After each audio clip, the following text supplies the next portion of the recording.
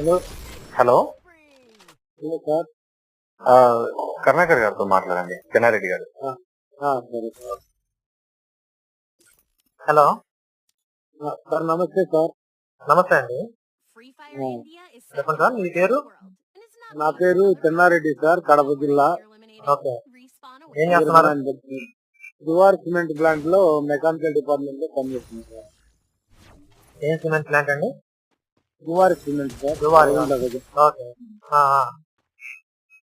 అదే సార్, నేను మొన్న ఎస్కేర్ ధనరాజు గారి వీడియో చూసిన సార్. ఓకే. మీతో ఇంటర్వ్యూ చేసి చేసినారు కదా మీరు. అవునండి.